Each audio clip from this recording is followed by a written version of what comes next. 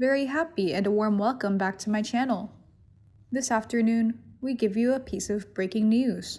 Thomas Markle slams his daughter and Prince Harry over a bombshell biography and tells them it's the worst time in the world to be whining. Last night, speaking from his home in Rosario, Mexico, he criticized the Sussexes and said he doesn't really appreciate what Meghan has become. The biography Finding Freedom has laid bare the friction and tensions that led to Megxit following a breakdown in the relationship between Harry and Meghan and the rest of the royal family. Now, Mr. Markle, who was also mentioned in the book by Omid Scobie and Carolyn Durand, has criticized his daughter and her husband on its release. Mr. Markle told The Sun, "This is the worst time in the world for them to be whining and complaining about anything, because people everywhere are suffering due to the coronavirus pandemic. I love my daughter, but I really don't appreciate what she's become right now." In an extract from the book published on Sunday, it claims that Harry and Meghan had rejected the idea of getting help to protect her father as coverage of their romance grew. But Mr. Markle said the fact the royals advised them to get me help and they refused to do it is incredible news.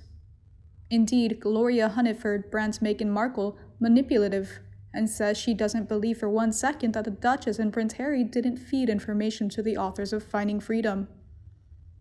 Loose Woman's Gloria Hunniford clashed with Kelly Bryan on today's show for branding Meghan Markle manipulative. While discussing Prince Harry and Meghan's new biography Finding Freedom, Gloria told that she believes Meghan is loving life in Los Angeles and was dying to get back to America after tying the knot with Prince Harry in 2018. The broadcaster suggested that the couple had been feeding information to Finding Freedom authors Omid Scobie and Carolyn Durand, but felt there was nothing earth-shattering in the book. Gloria said, "At the beginning, I really liked Meghan. I thought she was a breath of fresh air. She was different. She had a lot of interests that Harry was interested in, and I thought that was good. But over time, I have sort of changed my mind. I see the manipulation, or what I think is manipulation.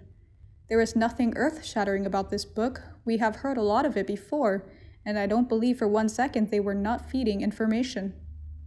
Gloria went on to argue that the couple looks miserable in recent photographs, and she doesn't know what Harry is doing in Los Angeles. "The name of the book is Finding Freedom," said Gloria, "and I have the gut feeling they're not finding that. In every picture they look miserable. I don't know what Harry is doing in Los Angeles. Meghan, I feel, is loving it. She's already been back doing voiceovers and things."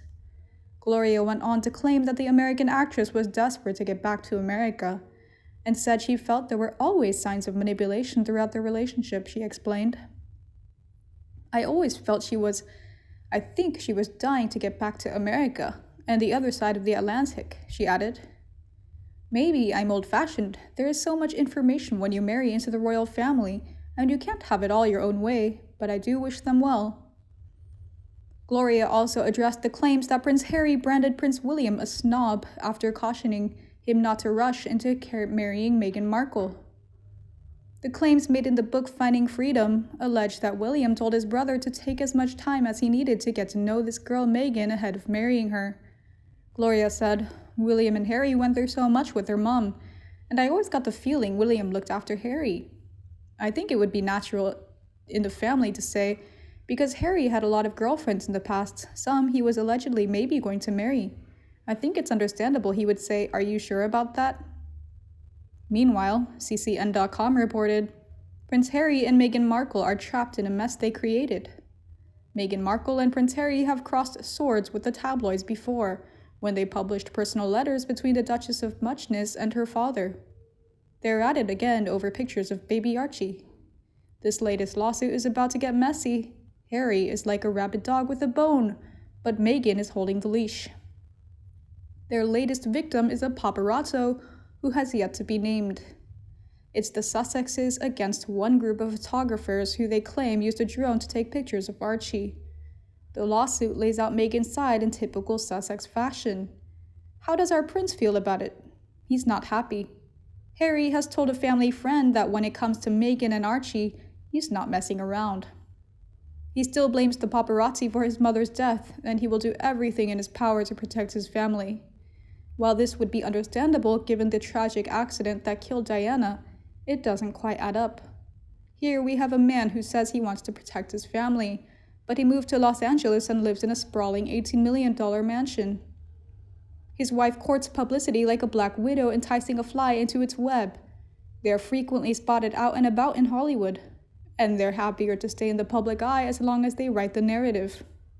Either Harry is trapped in a situation beyond his control, or he's deceptively tugging on the heartstrings of his once adoring public, trying to garner sympathy.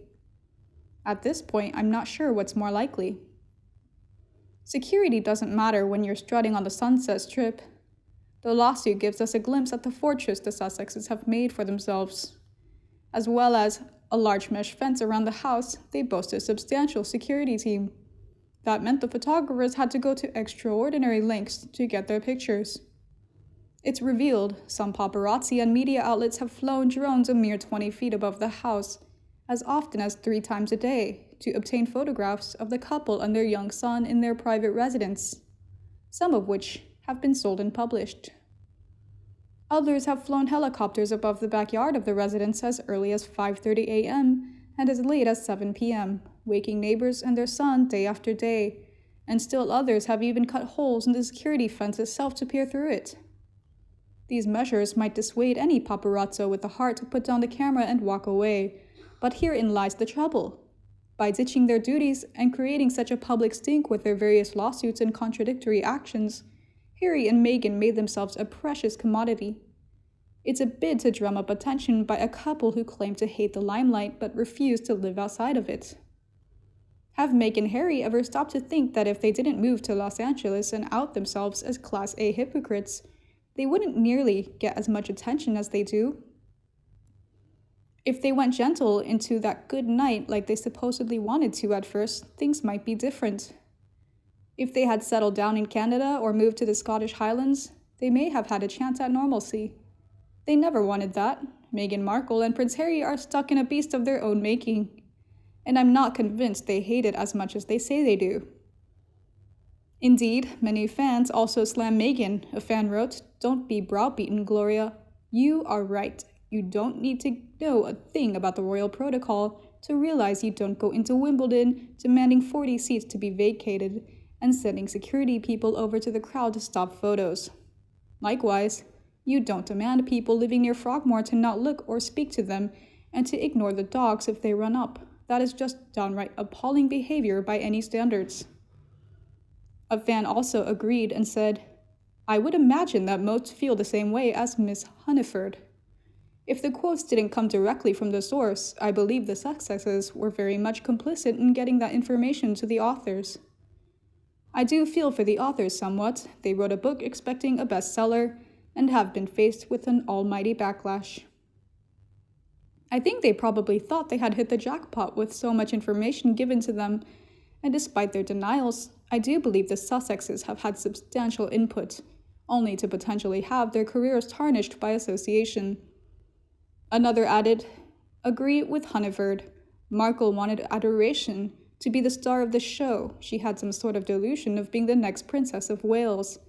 The Craig Ferguson interview is the real Meghan Markle, what she became used to and the reaction she expected. It did not happen in the British royal family.